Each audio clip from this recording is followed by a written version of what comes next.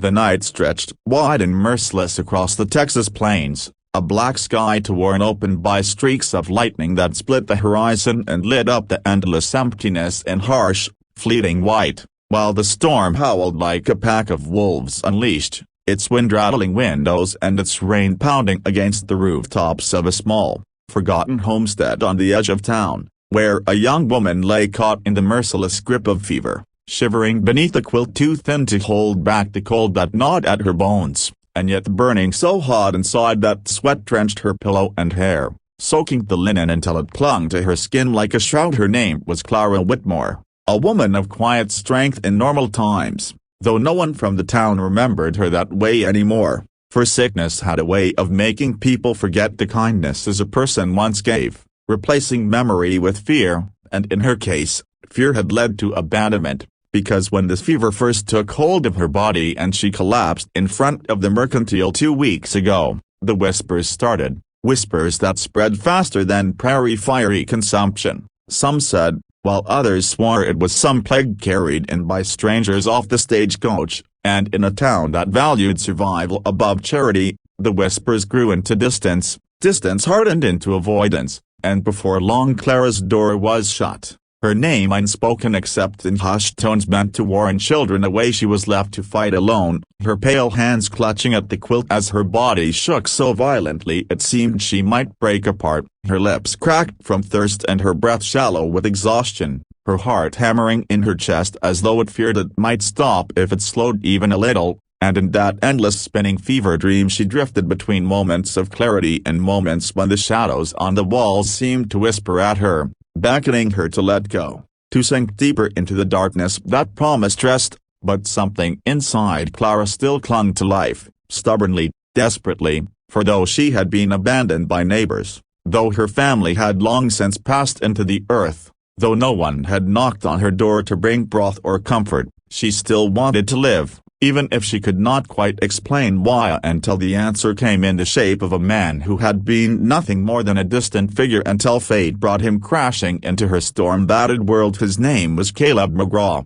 a cowboy by trade and a wanderer by circumstance, a man whose boots had carried him from one side of Texas to the other chasing cattle drives, broken contracts, and a peace he had never truly found, and though he wore the dust of the trail like a second skin, there was in his eyes something softer than the steel he showed the world, something he kept hidden like a secret he was afraid might be taken from him if anyone looked too close. Yet that night, when the rain poured down and the wind bent the trees and the town had shuttered itself against the weather, Caleb rode past Clara's home on his way to the boarding house, and something, a light flickering weak in the window, a sound carried through the storm, or maybe a pull in his gut that he couldn't explain, made him stop. He reined in his horse, dismounted, and trudged through the mud to the door, knocking once, then twice, before realizing that no one had the strength to answer, and when he pushed the door open against the protest of its rusty hinges, what he saw in the dim glow of a half-burned lantern struck him harder than any blow he'd taken in a bar fight. Clara,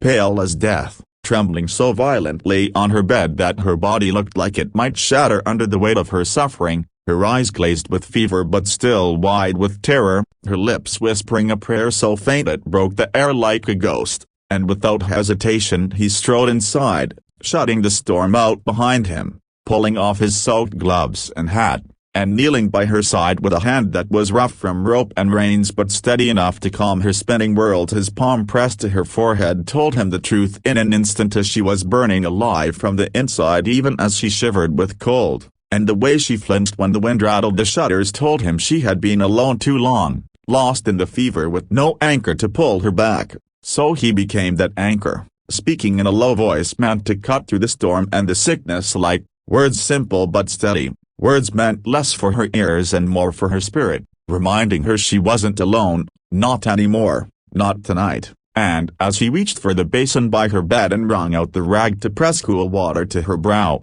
Clara tried to focus through the fog of her fever, blinking up at the shadowy figure who had come to her aid, unsure if he was real or just another dream conjured by her weary mind. But when his hand steadied her shoulder, firm and certain, she felt reality in his touch. A warmth that reminded her of safety, of strength, of something she had almost forgotten, a companionship in the face of despair. Caleb had no plan to stay long, but the sight of her trembling form stirred something in him he couldn't ignore, something that reached back to memories he rarely let himself touch, of a sister who had died young from a fever not so different from this one, of a helplessness that had haunted him for years, and in Clara's face, gaunt and fragile, he saw a chance to do what he hadn't been able to do before, to fight back against the darkness, to hold someone steady until the morning came, and so he sat with her, through the howling of the storm and the rise and fall of her trembling body, through the hours when she drifted into delirium and clutched at his shirt with weak fingers,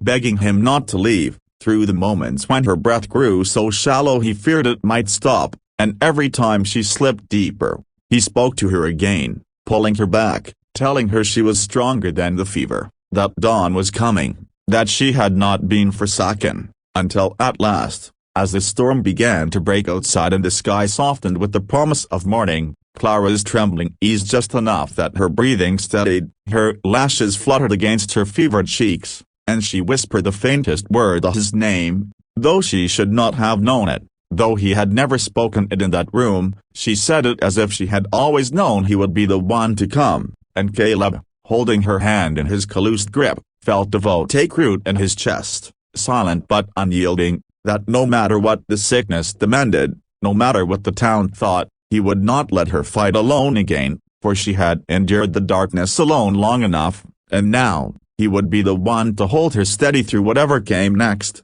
even if it meant facing the fever, the town's judgment, or the ghosts of his own past, because sometimes, a man didn't need a reason to stammer. Sometimes, the reason was simply that someone needed him, and Clara needed him now more than anyone ever had.